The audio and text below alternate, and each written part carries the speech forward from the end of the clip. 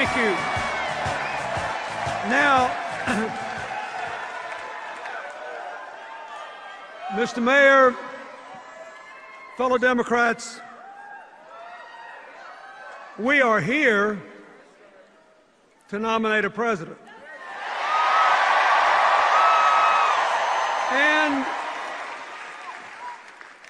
I've got one in mind. I want to nominate a man whose own life has known its fair share of adversity and uncertainty. I want to nominate a man who ran for president to change the course of an already weak economy, and then just 6 weeks before his election saw it suffer the biggest collapse since the Great Depression. A man who stopped the slide into depression and put us on the long road to recovery, knowing all the while that no matter how many jobs that he saved or created, there'd still be millions more waiting, worried about feeding their own kids, trying to keep their hopes alive. I want to nominate a man who's cool on the outside,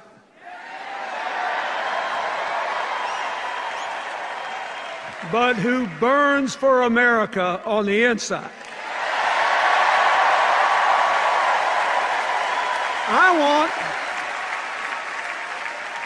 I want a man who believes with no doubt that we can build a new American dream economy driven by innovation and creativity, by education, and yes, by cooperation. And by the way, after last night, I want a man who had the good sense to marry Michelle Obama. Now,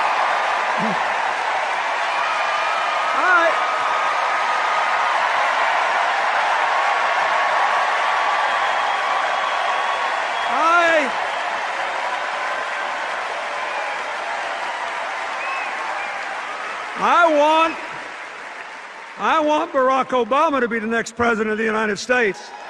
And I proudly nominate him to be the standard bearer of the Democratic Party. Now, folks, in Tampa a few days ago, we heard a lot of talk about how the president and the Democrats don't really believe in free enterprise and individual initiative, how we want everybody to be dependent on the government, how bad we are for the economy. This Republican narrative, its alternative universe, says that every one of us in this room who amounts to anything, we're all completely self-made. One of the greatest chairmen the Democratic Party ever had, Bob Strauss, used to say that every politician wants every voter to believe he was born in a log cabin he built himself.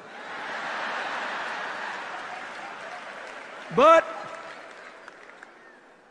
as Strauss then admitted, it ain't so. We Democrats, we think the country works better with a strong middle class, with real opportunities for poor folks to work their way into it, with a relentless focus on the future, with business and government actually working together to promote growth and broadly shared prosperity. You see, we believe that we're all in this together is a far better philosophy than you're on your own. Now, so,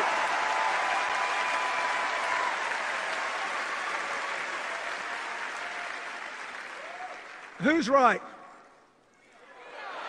Well, since 1961, for 52 years now, the Republicans have held the White House 28 years, the Democrats 24. In those 52 years, our private economy has produced 66 million private sector jobs. So what's the job score? Republicans, 24 million, Democrats, 42.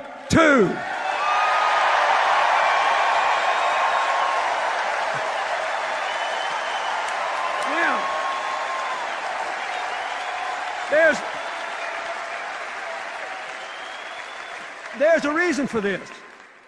It turns out that advancing equal opportunity and economic empowerment is both morally right and good economics. Why?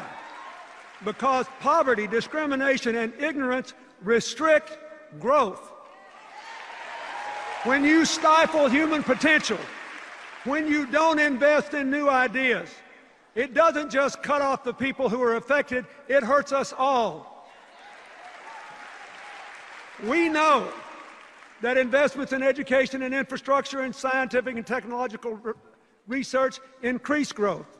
They increase good jobs and they create new wealth for all the rest of us. Now,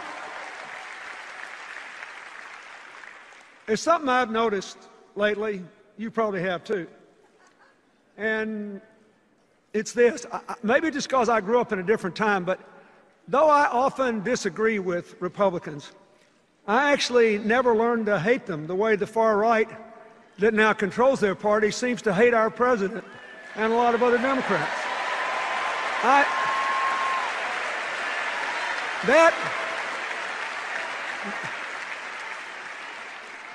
That would be impossible for me because President Eisenhower sent federal troops to my home state to integrate Little Rock Central High School. President Eisenhower built the interstate highway system. When I was a governor, I worked with President Reagan in his White House on the first round of welfare reform and with President George H.W. Bush on national education goals. I'm actually very grateful to, if you saw from the film what I do today, I have to be grateful, and you should be too, that President George W. Bush supported PEPFAR. It saved the lives of millions of people in poor countries. And I have been honored to work with both Presidents Bush on natural disasters in the aftermath of the South Asian tsunami, Hurricane Katrina, the horrible earthquake in Haiti.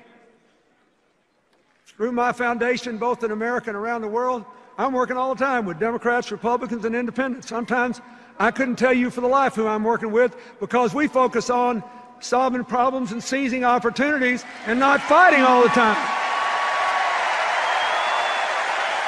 And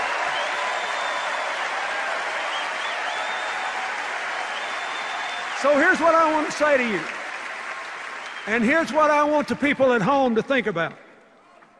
When times are tough and people are frustrated and angry and hurting and uncertain, the politics of constant conflict may be good. But what is good politics does not necessarily work in the real world. What works in the real world is cooperation. What works in the real world is cooperation. Business and government, foundations and universities. Ask the mayors who are here.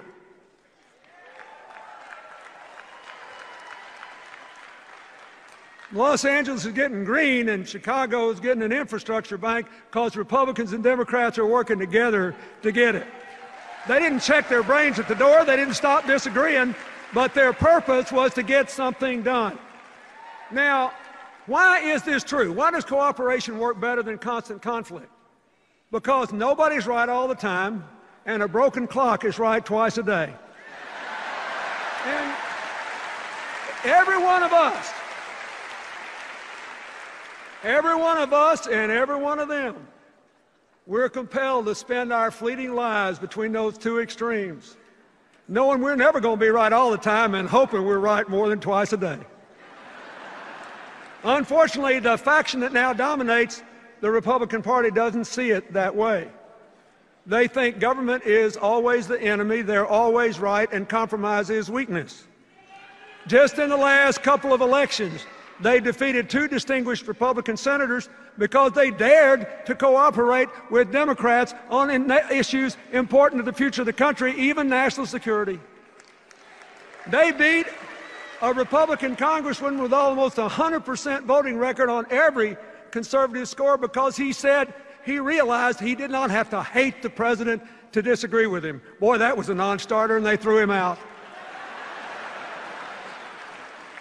One of the main reasons we ought to re-elect President Obama is that he is still committed to constructive cooperation.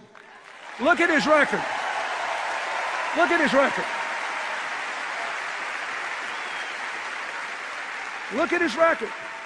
He appointed Republican secretaries of defense, the Army, and transportation. He appointed a vice president who ran against him in 2008. And he trusted that vice president to oversee the successful end of the war in Iraq and the implementation of the Recovery Act. And Joe Biden did a great job with both.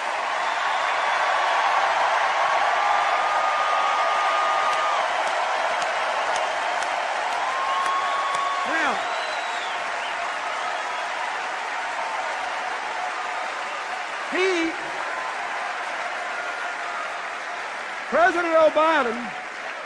President Obama appointed several members of his cabinet, even though they supported Hillary in the primary.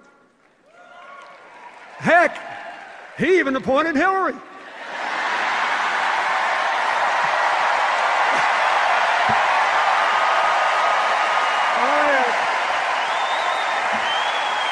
Now, wait a minute.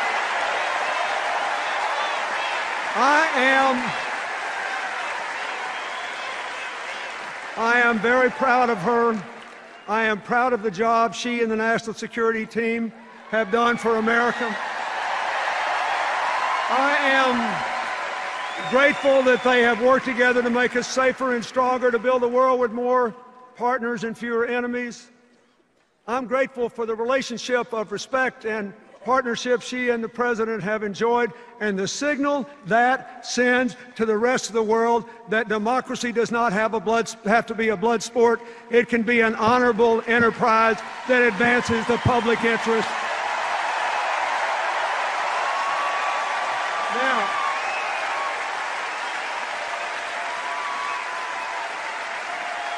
Now, besides the National Security Team, I am very grateful to the men and women who've served our country in uniform through these perilous times. And I am especially grateful to Michelle Obama and to Joe Biden for supporting those military families while their loved ones were overseas. And for supporting our veterans when they came home. When they come home bearing the wounds of war or needing help to find education or jobs or housing. President Obama's whole record on national security is a tribute to his strength, to his judgment, and to his preference for inclusion and partnership over partisanship. We need more of it in Washington, D.C.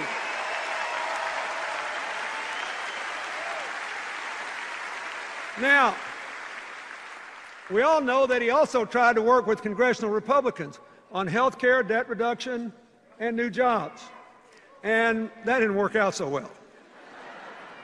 But it could have been because, as the Senate Republican leader said in a remarkable moment of candor 2 full years before the election, their number one priority was not to put America back to work. It was to put the president out of work. Well, wait a minute. Senator, I hate to break it to you, but we're going to keep President Obama on the job. Now, are you ready for that? Are you willing to work for it? Wait a minute.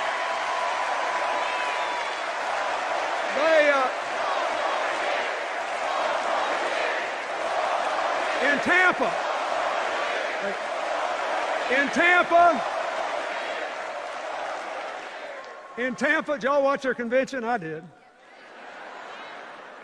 In Tampa, the Republican argument against the president re-election was actually pretty simple, pretty snappy. It went something like this. We left him a total mess. He hadn't cleaned it up fast enough, so fire him and put us back in. Now,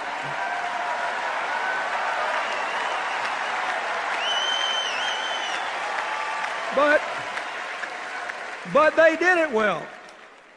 They looked good, they sounded good. They convinced me that they all loved their families and their children and were grateful they'd been born in America and all. Really, I'm not being, they did. And this is important. They convinced me they were honorable people who believe what they've said and they're going to keep every commitment they've made.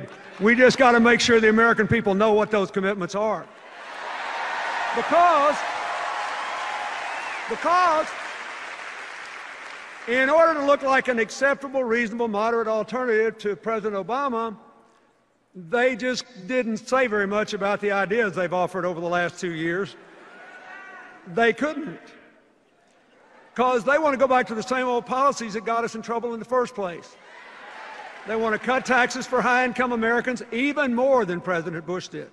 They want to get rid of those pesky financial regulations designed to prevent another crash and prohibit future bailouts. They want to actually increase defense spending over a decade $2 trillion more than the Pentagon has requested, without saying what they'll spend it on. And they want to make enormous cuts in the rest of the budget, especially programs that help the middle class and poor children. As another president once said, there they go again.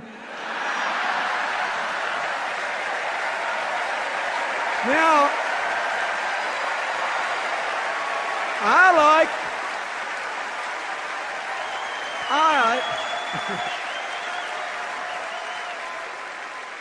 like the argument for President Obama's re-election a lot better. Here it is. He inherited a deeply damaged economy. He put a floor under the crash. He began the long, hard road to recovery and laid the foundation for a modern, more well-balanced economy that will produce millions of good new jobs, vibrant new businesses, and lots of new wealth for innovators. Now, are we where we want to be today? No. Is the president satisfied? Of course not. But are we better off than we were when he took office? Listen to this. Listen to this. Everybody's forgotten. Everybody's forgotten. When President Barack Obama took office, the economy was in free fall. It had just shrunk 9 full % of GDP. We were losing 750,000 jobs a month. Are we doing better than that today? The answer is yes. Now look, here's the challenge he faces and the challenge all of you who support him face. I get it. I know it. I've been there. A lot of Americans are still angry and frustrated about this economy. If you look at the numbers, you know employment is growing, banks are beginning to lend again. In a lot of places, housing prices are even beginning to pick up. But too many people do not feel it yet. I had the same thing happen in 1994 and early 95.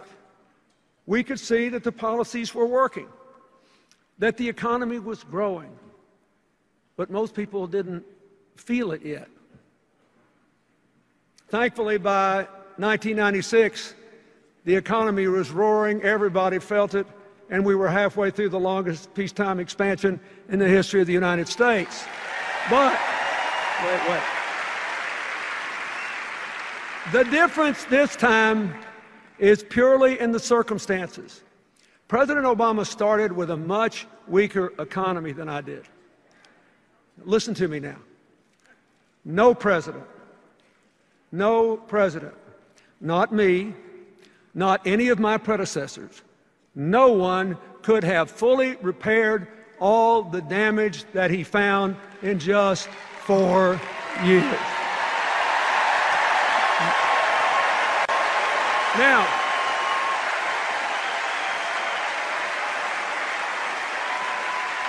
but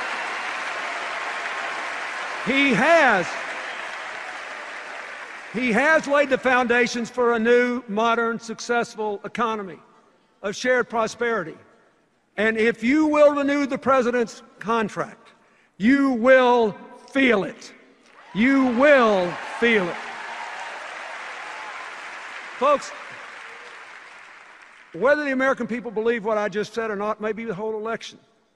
I just want you to know that I believe it. With all my heart, I believe it.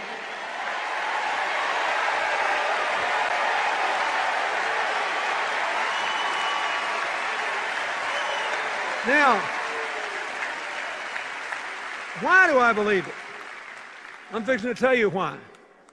I believe it because President Obama's approach embodies the values, the ideas, and the direction America has to take to build the 21st century version of the American dream, a nation of shared opportunities, shared responsibilities, shared prosperity, a shared sense of community. So let's get back to the story. In 2010, as the president's recovery program kicked in, the job losses stopped, and things began to turn around.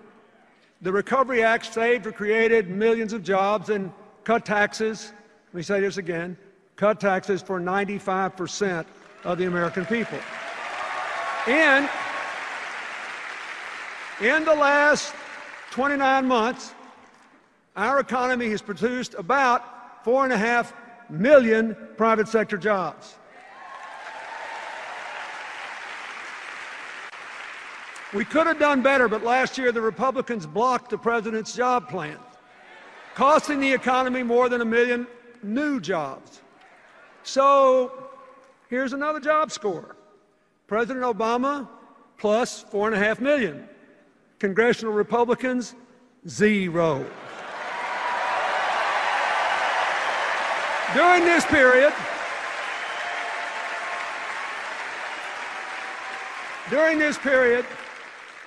more than 500,000 manufacturing jobs have been created under President Obama. That's the first time manufacturing jobs have increased since the 1990s.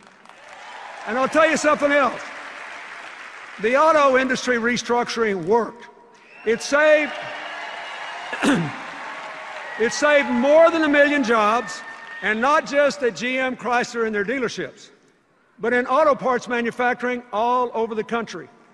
That's why even the automakers who weren't part of the deal supported it. They needed to save those parts suppliers too. Like I said, we're all in this together. So what's happened? There are now 250,000 more people working in the auto industry than on the day the companies were restructured. So, now we all know that Governor Romney opposed the plan to save GM and Chrysler. So, here's another job score. Are you listening in Michigan and Ohio and across the country? Here's another job score. Obama, 250,000. Romney, 0. Now, the agreement the administration made with the management, labor, and environmental groups to double car mileage, that was a good deal too. It will cut your gas prices in half, your gas bill. No matter what the price is, if you double the mileage of your car, your bill will be half what it would have been. It will make us more energy independent. It will cut greenhouse gas emissions.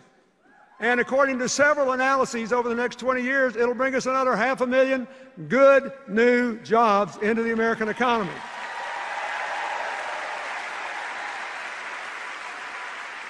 The president's energy strategy, which he calls all of the above, is helping too. The boom in oil and gas production, combined with greater energy efficiency, has driven oil imports to a near 20-year low and natural gas production to an all-time high. And renewable energy production has doubled.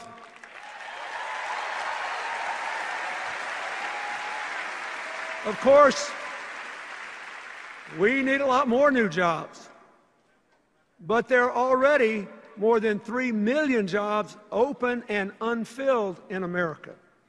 mostly because the people who apply for them don't yet have the required skills to do them. So even as we get Americans more jobs, we have to prepare more Americans for the new jobs that are actually going to be created. The old economy is not coming back. We've got to build a new one and educate people to do those jobs.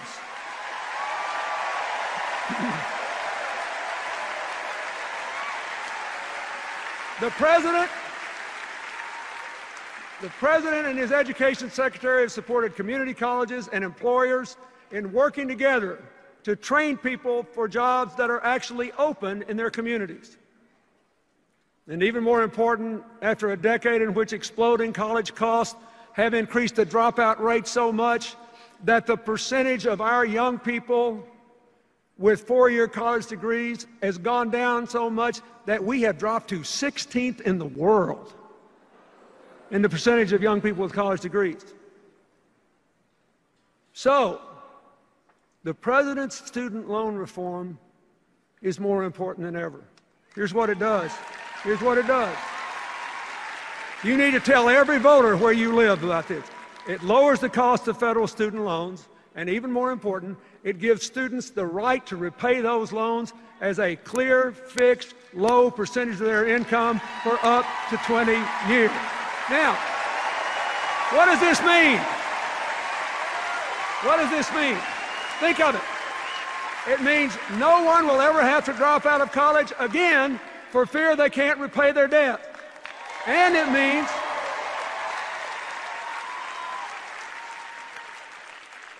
means that if someone wants to take a job with a modest income, a teacher, a police officer, if they want to be a small town doctor in a little rural area, they won't have to turn those jobs down because they don't pay enough to repay the debt.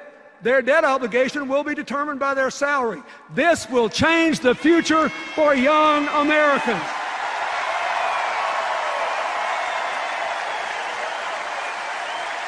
I don't know about you,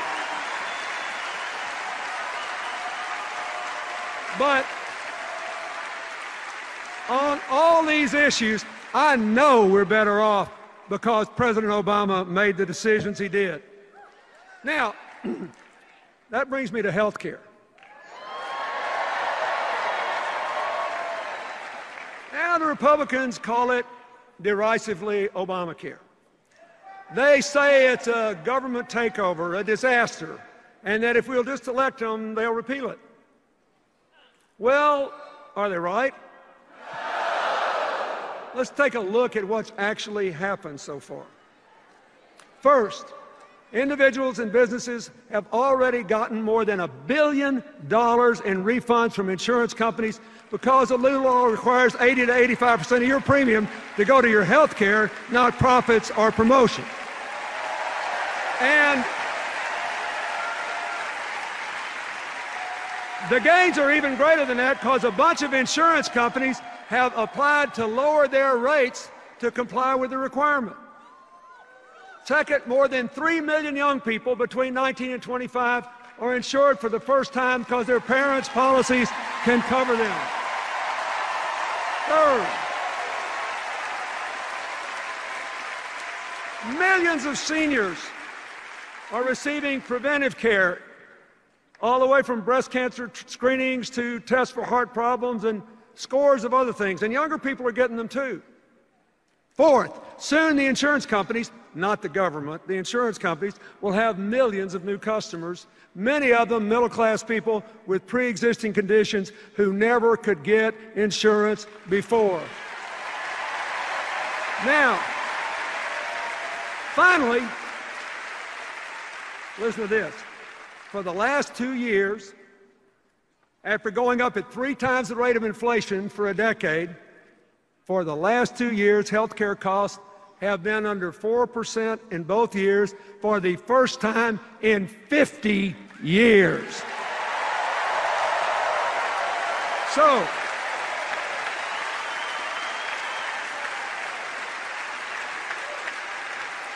let me ask you something. Are we better off because President Obama fought for health care reform? You bet we are. Now, there were 2 other attacks on the president in Tampa I think deserve an answer.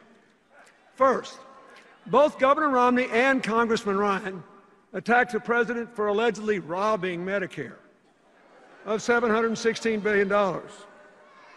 That's the same attack they leveled against the Congress in 2010. And they got a lot of votes on it. But it's not true. Look, here's what really happened. You be the judge. Here's what really happened. There were no cuts to benefits at all. None.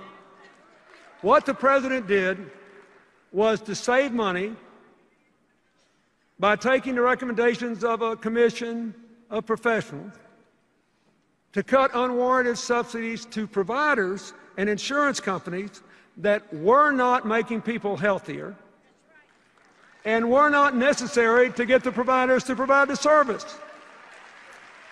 And instead of raiding Medicare, he used the savings to close the donut hole in the Medicare drug program. And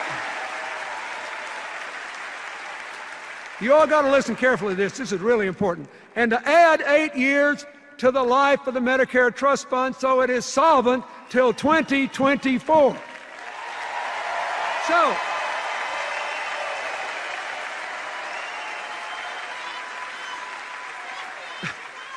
So President Obama and the Democrats didn't weaken Medicare, they strengthened Medicare. Now, when Congressman Ryan looked into that TV camera and attacked President Obama's Medicare savings as, quote, the biggest, coldest power play, I didn't know whether to laugh or cry. Because that $716 billion is exactly to the dollar the same amount of Medicare savings that he has in his own budget.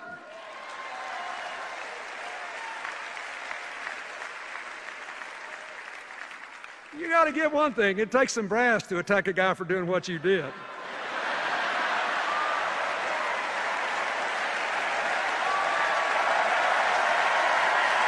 Well, so, here, wait a minute.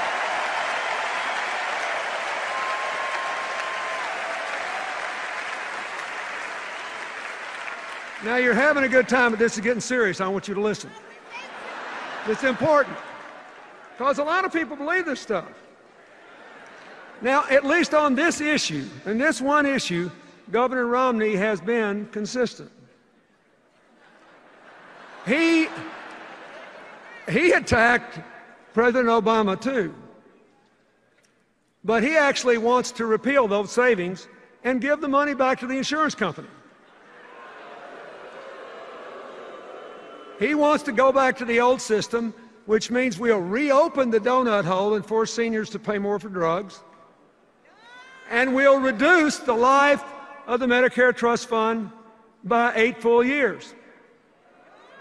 So, if he's elected, and if he does what he promised to do, Medicare will now grow broke in 2016. Think about that. That means, after all, we won't have to wait until their voucher program kicks in 2023 to see the end of Medicare as we know it. They're going to do it to us sooner than we thought. Now, folks, this is serious because it gets worse. And you won't be laughing when I finish telling you this. They also want to block grant Medicaid and cut it by 1/3 over the coming 10 years. Of course, that's going to really hurt a lot of poor kids. But that's not all. A lot of folks don't know it, but nearly 2/3 of Medicaid is spent on nursing home care for Medicare seniors who are eligible for Medicaid. It's going to end Medicare as we know it. And a lot of that money is also spent to help people with disabilities, including a lot of middle-class families whose kids have Down syndrome or autism or other severe conditions. And honestly, just think about it. If that happens, I don't know what those families are going to do. So I know what I'm going to do. I'm going to do everything I can to see that it doesn't happen. We can't let it happen. We can't.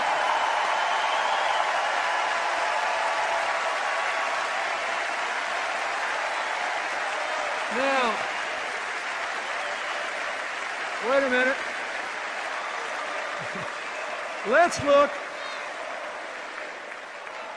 Let's look at the other big charge the Republicans made. It's a real doozy. They actually have charged and run ads saying that President Obama wants to weaken the work requirements in the welfare reform bill I signed that moved millions of people from welfare to work. Wait, you need to know, here's what happened. Nobody ever tells you what really happened. Here's what happened. When some Republican governors asked if they could have waivers to try new ways to put people on welfare back to work, the Obama administration listened, because we all know it's hard for even people with good work histories to get jobs today, so moving folks from welfare to work is a real challenge. And the administration agreed to give waivers to those governors and others only if they had a credible plan to increase employment by 20%, and they could keep the waivers only if they did increase employment. Now, did I make myself clear? The requirement was for more work, not less. So, this is personal to me. We moved millions of people off welfare.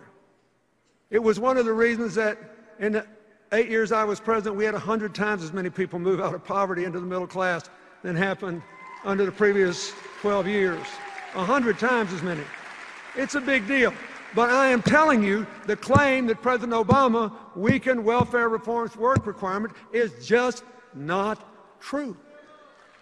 But they keep on running ads claiming it. You want to know why? Their campaign poster said, "We are not going to let our campaign be dictated by fact checkers." Now, finally I can say that is true.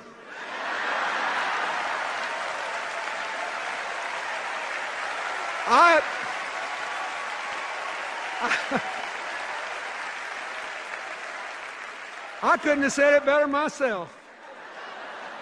And I hope you and every American within the sound of my voice remembers it every time they see one of those ads and it turns into an ad to re-elect Barack Obama and keep the fundamental principles of personal empowerment and moving everybody who can get a job into work as soon as we can. Now,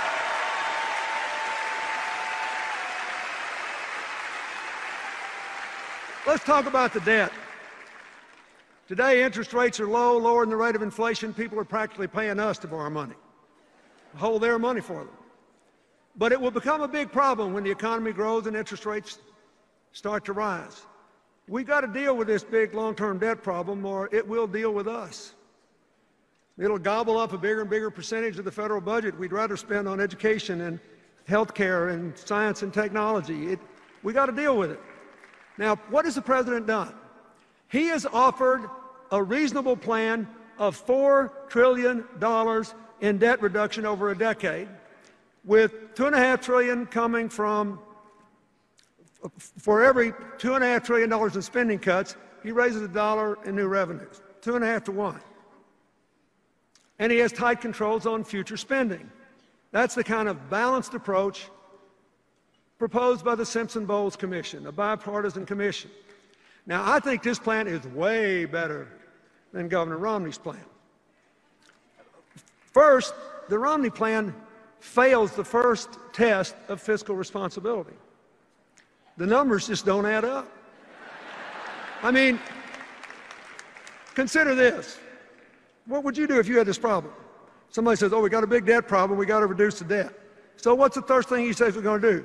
Well, to reduce the debt, we're going to have another $5 trillion in tax cuts, heavily weighted to upper income people. So we'll make the debt hole bigger before we start to get out of it. Now, when you say, what are you going to do about this $5 trillion you just added on?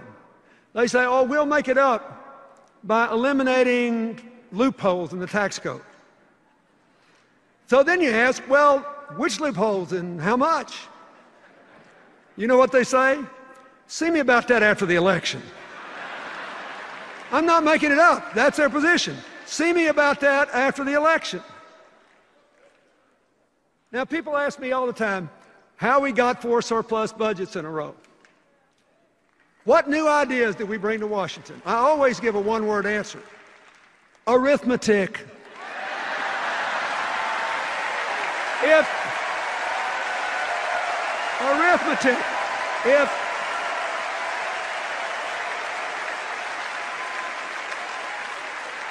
If they stay with this $5 trillion tax cut plan in a debt reduction plan, the arithmetic tells us, no matter what they say, one of 3 things is about to happen.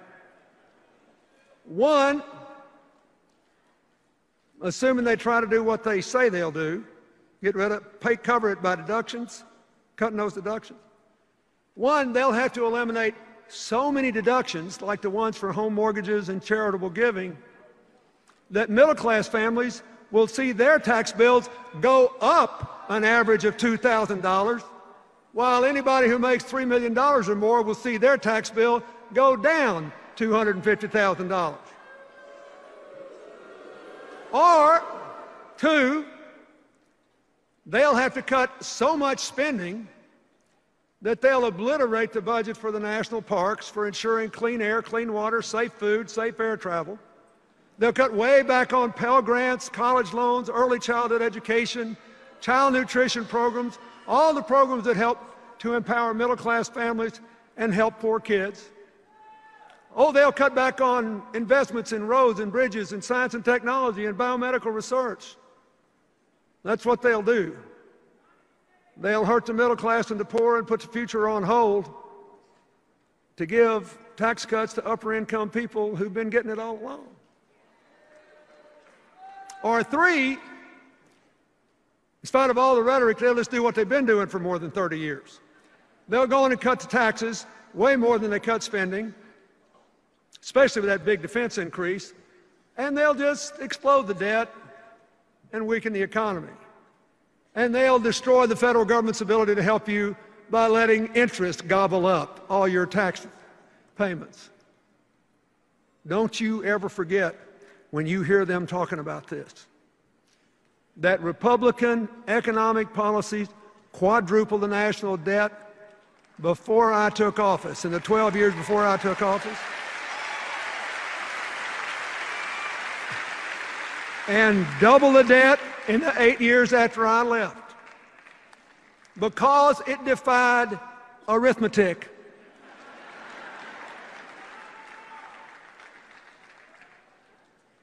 It was a highly inconvenient thing for them in our debates that I was just a country boy from Arkansas, and I came from a place where people still thought 2 and 2 was 4. It's arithmetic. We simply cannot afford to give the reins of government to someone who will double down on trickle down. Now, think about this. President Obama's plan cuts the debt, honors our values, brightens the future of our children, our families, and our nations. It's a heck of a lot better. It passes the arithmetic test, and far more important, it passes the values test. My fellow Americans, all of us in this grand hall, and everybody watching at home, when we vote in this election, we'll be deciding what kind of country we want to live in. If you want a winner-take-all, you're on your own society, you should support the Republican ticket. But if you want a country of shared opportunities and shared responsibility, we're all in this together society, you should vote for Barack Obama and Joe Biden.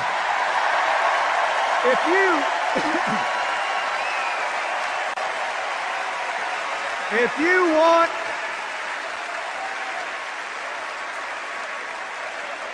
you want America, if you want every American to vote, and you think it is wrong to change voting procedures just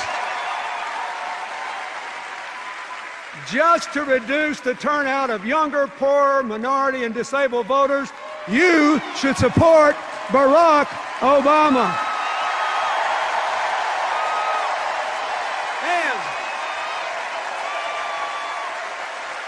And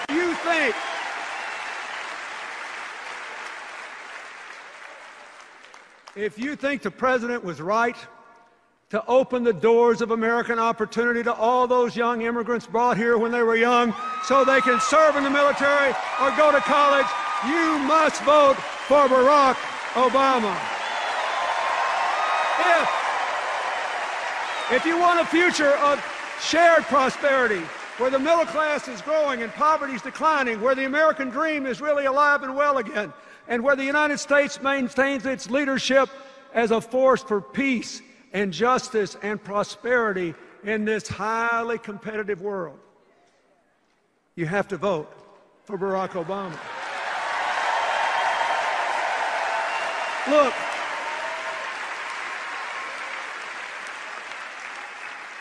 I love our country so much, and I know we're coming back. For more than 200 years, through every crisis, we've always come back. People have predicted our demise ever since George Washington was criticized for being a mediocre surveyor with a bad set of wooden false teeth. And so far, every single person that's bet against America has lost money, because we always come back. We come through every fire a little stronger and a little better. And we do it a little stronger and a little better.